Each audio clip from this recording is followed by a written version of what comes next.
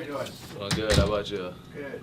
You guys have done a great job of forcing turnovers. Offensively, I'm imagining you probably have committed more as a team than you would have liked.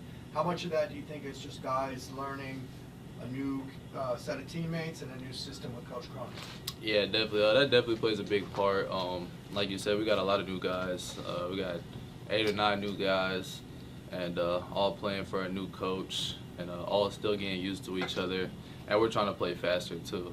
So those things are going to happen early. It's just something that we got to come back to practice and harp on. How has that process been like for you as far as learning these guys, tendencies, who's going to make a cut win, stuff like that? It's been fun. I mean, I praise these guys since the beginning. It's a great group of guys.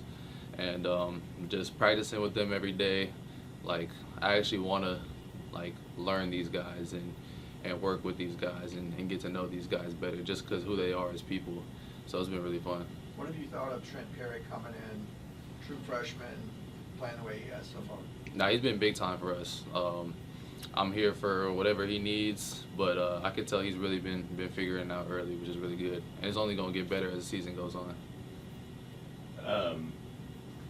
Never mind. You were the first of the 6 transfers to commit to UCLA earlier on. Like, what do you think that says about yourself just being the first one of those 6? I mean, I don't know if it says a lot, but I know me and Cronin and Coach Palm, Coach Georgetown, Coach Savino, all the coaching staff, they recruited me when I was in high school. And so I already had that relationship with them from back then. So when I knew I was entering the portal, I kind of had an idea of like my top 2 or 3 that I wanted to go to. And then once I came back here, it was kind of a no-brainer for sure. I talked to your high school coach, Coach Tate. Coach Tate, he was yeah. saying that, like, you know, Cronin liked you 9th grade, 10th grade because of your defense specifically. You know, what do you remember about that time and playing defense in front of Cronin? Yeah, you know, Coach Tate, he had us playing fast. He had us playing pressing full court the whole game, so it's kind of similar to Cronin. So I think just seeing that early on was something that Cronin really liked for sure.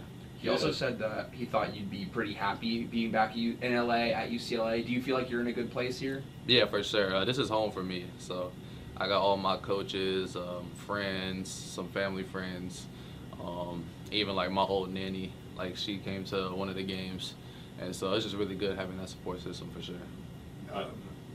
You had a ton of deflections through these first 3 games. Has that part of defense always been a big part of your game, or is that something you're emphasizing more under Cronin because he really prioritizes that? Nah, it's definitely something I'm emphasizing more, but I've always been a pretty good defender. I've definitely taken another step this year, but I think one of the biggest parts is having so many guys around me. I don't really got to do so much on offense, so I can conserve some more energy for defense for sure. Are you, I know Sebastian led the team, got the Hungry Dog bone last year. Mm-hmm. Is that something you want to get this year? Yeah, for sure. I think all the guys on the team want to get that this year at some point. Are you leading right now after last game, do you know? I'm not sure. I haven't been paying attention, but I'm just worried about winning. Obviously the effort and intensity went up last game. Do you feel like, you know, you never want to lose a game, but that New Mexico loss might have come at a good time to kind of refocus guys in a way? Yeah, for sure. I think it's something we definitely needed, and it's better early than later. This team's going to have some growing pains for sure. Like I said, with the new way that basketball is going, you got 8, 9 new guys on the team and still learning each other, and some teams are going to click better than others and faster. So it's going to be a process. It's a long season, but I got more than enough faith in these guys and this team that we're going to be making some big strides as the year go on. Coach said that your effort, specifically on Monday, was like, you know, carrying on the motto of the team. With 16 deflections, which was the second most of a player under Cronin. He said, like, what is that motto specifically that you're trying to carry on with your defense and your effort? Really just trying to be, I'm not much of like a rah-rah talking guy, so I try to show up by action. So it's whatever the team needs from me is what I'm going to try my best to provide. Wanted to ask about, you guys have done a great job forcing turnovers, but on offense committed more than you would like. How much of that do you think is just basically a whole new team, guys learning each other, and guys beside you learning a new system? It's definitely part of it. I also think the part of it is that we're trying to play faster, trying to run more, trying to play more in transition, and then more mistakes happen. So we got to fix those, but that's a big part of it. When you say play faster, is that overall or just off turnovers? Overall, Okay. even if we concede a basket, try to outlet it faster and play faster. Of misses, try to push the ball, and if we don't have to set up, we don't have to set up. And what has Coach Cronin said? I know you guys have lots of film sessions when he's addressed this issue with you. What can you guys do to take care of the ball better? I mean, he has one saying he says all the time to us, make 100% passes. Don't risk anything with a ball. If you're with a ball, we need to be able to trust you, so you gotta take care of it. But yeah, no risky passes or something like that, and just pass the ball to the open guy. With so many newcomers and you now having a year here, are you noticing some guys just kind of taking a little bit of time to get used to the system, get used to kind of Coach Cronin's priorities? I mean, yeah, it takes some time to get used to. Obviously, new team, new coaching staff for new guys. I know how it was for me last year. It took some time to adapt, and I know some guys are going through it right now. But I think they're doing a great job. Just listening, watching film, understanding it. I think we're improving a lot.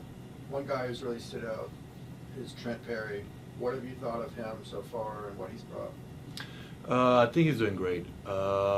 Very talented kid, really good player, a really smart player. Tries hard every day, shows up for practice every day, works extra.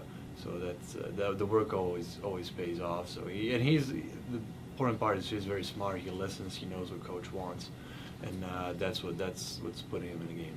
Speaking of work, you still live with Lehigh, right? Yes. Can you talk about the work he's put in with Dave Andrews and just working on getting stronger, more stamina to improve his game? Yeah, he changed a lot of his habits. I lived with him last year, lived with him this year, and he started to read a lot more, write, go to bed early, wake up early, come in here, gives his best. His mentality completely changed. His diet changed. So he's doing a lot better in every aspect. Obviously, it helps a lot when he has Dave to help him in here with everything. He was injured during the summer, so he had time to really work on his strength and conditioning and stamina, as he said, and everything.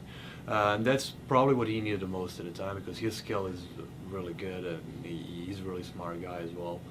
He knows how to read a game, how to play the game, so he needed more physicality, and he's getting a lot more of that with Dave. He said that he kind of takes his habits from you. So did you notice that, and did you kind of like, hey, if I just set a good example, he'll follow it?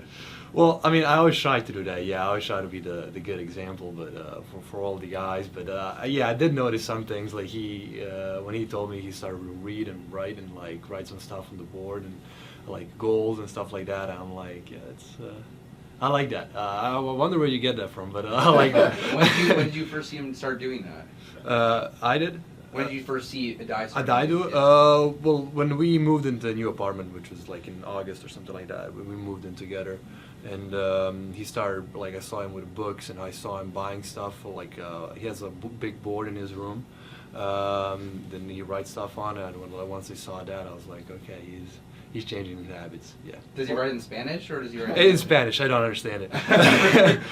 But it was goals? Yeah, that's what he told me, okay. So I believe him. I wanted to ask you about just the three-wing starting lineup. You know, you guys had a lot of length out there. What do you think that did, especially on defense? Well, I think obviously it's going to help with rebounding. It can help with defense. It can help with a lot of things. I think what we wanted to do is pressure that team. So we were able to do that with bigger guys on the court. Yeah, I mean, and it's always about decision making. So you got to have good decision makers. But yeah, I consider myself a guard as well, but that's okay. Yeah, for sure.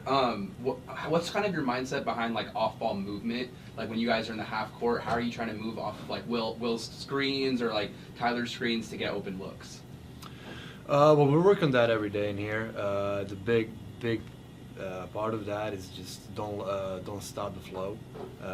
Keep moving and keep the ball moving side to side, and that helps with everybody getting open. You know, just work on spacing. We do that stuff every day, and all the time. And you know, just it should be natural when you show up in the game and just do it right.